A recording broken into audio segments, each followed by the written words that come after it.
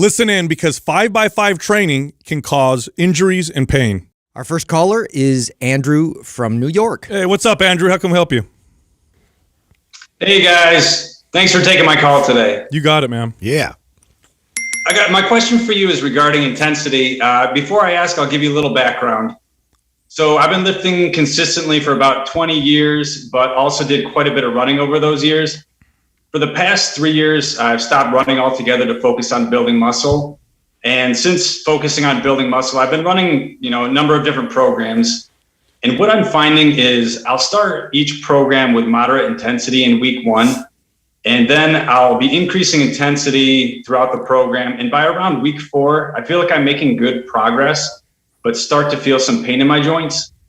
And the pain isn't so bad that I couldn't continue with the program. But what I usually do is just hop to the next program to be safe. But what I'm feeling is I could be building some more muscle if I continued beyond week 4 of the program. At the time I submitted the question, I was on week 4 of a modified 5x5 type program, making some really good progress. And again, starting to feel some pain in my shoulders and hips.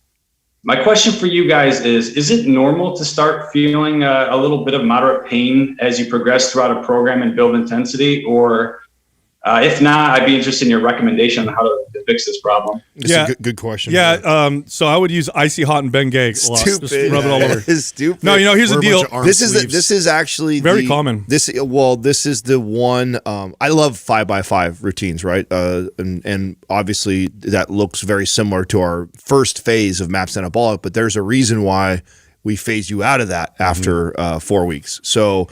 That's the flaw, I think, in running a 5x5 type of routine consistently. Because some people will make the case it's a great routine just to continue on and you build a lot of muscle, a lot of strength. But this is exactly what I would see happen with clients is if I kept them in this 5x5 type of a phase for longer than about 4 or 5 weeks, this is the most common feedback that I would get from my clients is they would start to feel some achiness in their knees and their elbows and sometimes their hips, and we would phase them into another. And this is part of why we write the MAPS programs like this, where we don't keep you in that phase much longer than 3 to 4 weeks. Andrew, one of the reasons why this happens isn't necessarily because a 5x5 program isn't effective or somehow flawed in terms of building muscle and strength. It's really effective at building muscle and strength. But here's what happens, right? You do the same movements over and over again.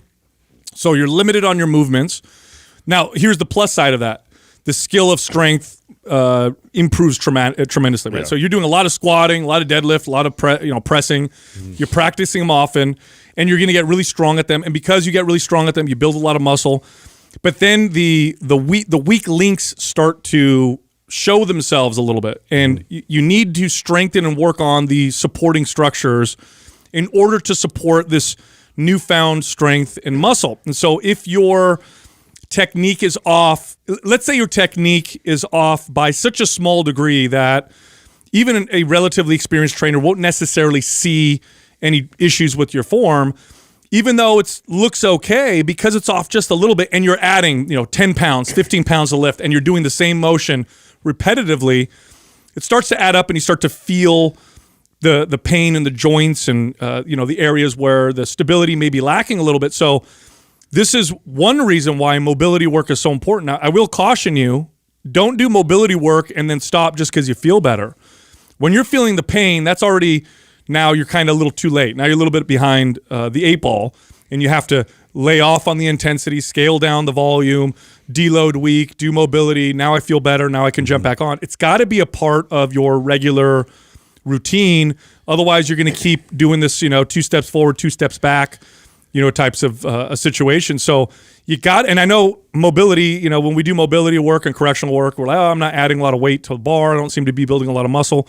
But if you really look at it long term, you end up with more strength and more muscle because you don't run into these problems that you're running into. So if you're doing, let's say, a 4-day-a-week 5x5 type of routine, I would do concentrated mobility work at least twice a week, and then on the other days, priming before your workouts, proper priming. Yeah, that was the direction I was going to go as well. However, I was going to ask you too, like if you were to kind of transition to a different program, what that looked like, because one thing too that I would consider is just moving in different planes and directions. So that's really what you're trying to accomplish while doing these mobility moves, is still reinforcing, that basically being able to keep everything stable around the joints and those secondary muscles to get strengthened up, to be able to contribute and maintain the joints positioning as you're increasing the amount of force production. Because as you're going through 5x5, as you realize, you get a lot stronger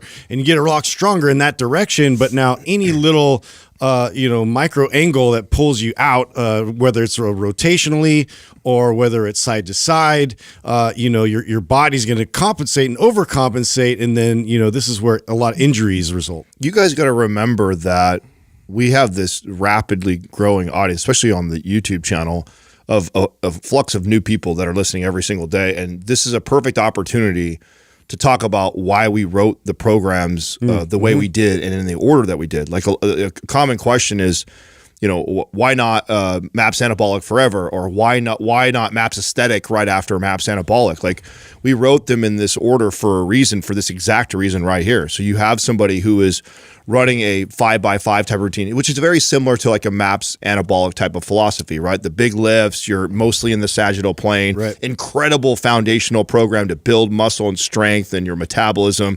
That's why Anabolic is the first one. But when we talked about what the second program would be, this is the reason why.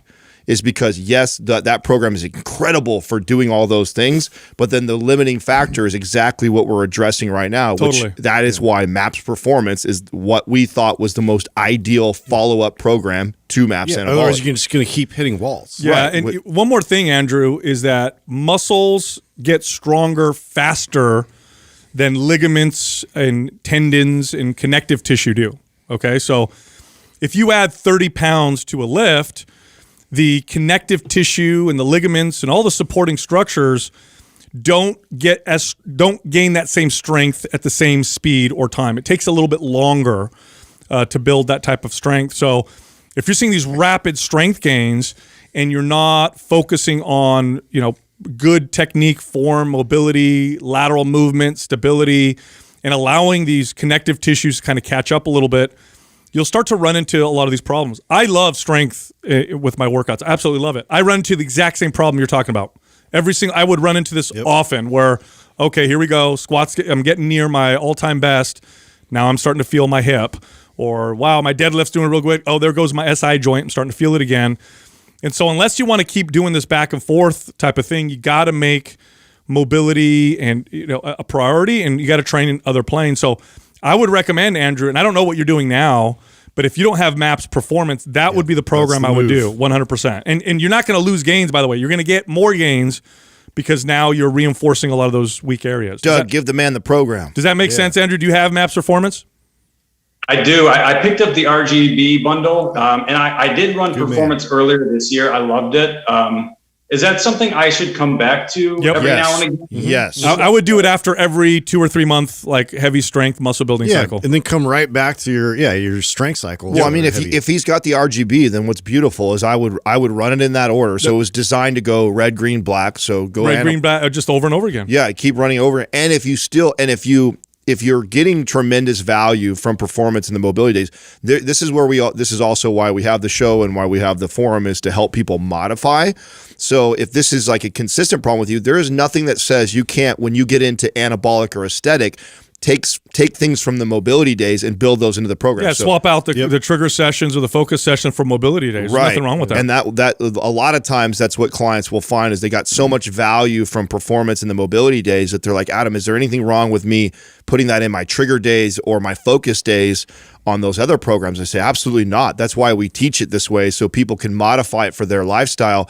So I would recommend that you build those mobility days into the other programs, even though we didn't do it for you. Yeah. Now, Andrew, you said your number one goal is to build right now. Are you at all interested in cutting at any point? I've actually never gone on a cut. I consider myself a hard gainer, so I'm always trying to be in a surplus. I would like to continue to build at this point. Okay, and here's why I asked that. Okay, I was guessing that's what you were going to say. So, and there's a psychological piece here that we need to talk about, right? So I'm like you. I'm a hard gainer my whole life, and if I could, I would probably want to be in a bulk-ish most of the time, just psychologically speaking. But I think that there's real value in going in a very, very mild cut when you're training in a program that is more like MAPS Performance or something mobility focused. Not necessarily because the mild cut or maybe even maintenance is great for those goals, but rather when I know that my calories are slightly low, I'm less concerned about the fact that I'm not lifting as much on the bar. Does that make sense? That definitely makes sense. Not only that, but also if you're getting these signals from your body that are telling you that you're achy like this, one of the quick ways that actually a lot of times will help clients is just putting them in a calorie deficit for a week or two, because inflammation goes down. Inflammation will go down right away, right? If you're in a surplus all the time and you're lifting heavy all the time, that's very, very common. And just simply actually, aside from programming, let's say we stayed in the same program, a lot of times I'll take a client who's maybe loving the program and the results from it and say, hey, let's actually just do a little mini cut for a week or two. Let's drop your calories below maintenance and keep following the program. Who cares if the weight goes down strength-wise a little bit? I'm not worried about that. But talk to me about how your aches and pains feel. And sometimes that alone will actually start to eliminate the pain. Yeah, and when you go back to your bulk, you'll be really responsive. In fact, I'm going to be more specific. When you do MAPS Performance, I want you to eat at maintenance or slightly below maintenance or slightly above maintenance. Kind of hover around there. Get out of the bulk and go maintenance, slightly below, and then every once in a while go slightly above. That way you're out of your head. You're not worrying about the weight too much. Inflammation is going to come down. When you're done with MAPS Performance, everything feels good. The lateral movement feels good. Rotational movement feels good. Mobility feels good. Then you go into like MAPS Aesthetic, throw the bulk on, watch how great your body responds. That sounds like a good plan. Do you mind if I have one follow-up question? Yeah, sure. So I actually did decide to continue on with the 5x5 after I submitted the question and strained my pec pretty bad. So I'll be rehabbing for the next few weeks. Once I get back into lifting, would you have any recommendations for how I might modify performance with to strengthen my chest again? I'm sure I'll have some weakness there. Yeah, I would just listen to your body. So follow the program and go much lighter with the exercises that you need to, and just focus on range of motion and just listen to your body. That would be the best advice that I could give you. You said it's a strain, right? Not like a tear. Yeah, not torn from the tendon, just a strain. Yeah. And I tell you, look, what we're saying is obviously true, right? If you don't really incorporate, different planes of movement and mobility, you're going to make gains and you're going to lose gains because of what just happened. You're going to keep doing this back and forth, and that sucks. It's a pain in the ass. Like, it's much better. It's almost like the tortoise versus the hare fable, right? The tortoise wins the race because they're consistent, and the hare loses because they go real fast and they stop and kind of lose their perspective. I might pull some of the barbell stuff out and replace it with dumbbells. Yeah, that's a good idea. Yeah, pull the barbell pressing stuff out and just replace it with dumbbells. That'll help you out. Hey, thanks, guys. I really appreciate the advice there. No problem, man. Thanks for calling in. Yep. Thank you, guys. Thanks. Yeah, that's a real comment. That's me. This is why I wanted you guys to address. Like, you got to remember that, right? There's probably 10,000 people that have never heard us talk about our programs or whatever like that. And we have no interest in getting somebody great results in a short period of time and then forgetting about them. Right. Our interest is great results all the time. Right. We want lifelong. Keep thinking ahead. Yes, I don't like. It's okay, great. Well, you got great results in 2 months and then you hurt yourself. Like, that's not what I'm looking for.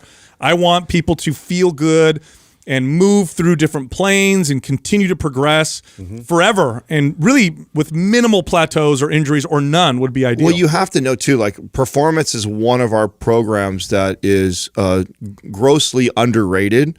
Because if you're somebody who's focused on mainly strength and the way you look, you tend to go like, I like anabolic or aesthetic or these other, and you skip that program.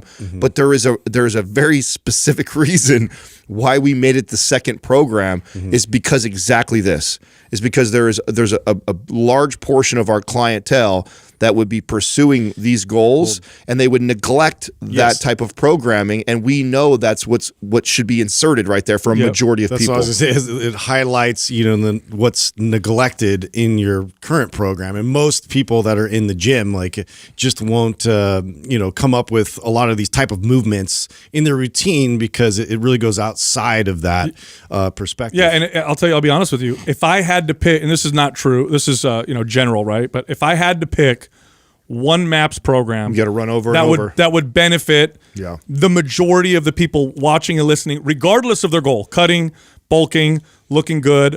And I'm talking long term. It'd be MAPS Performance. Yeah, and if you had to stay in one forever, That's it. If you had to stay in one of our programs forever, you are probably the safest running that one the longest. With the most consistent long term. Yes. Yes, totally.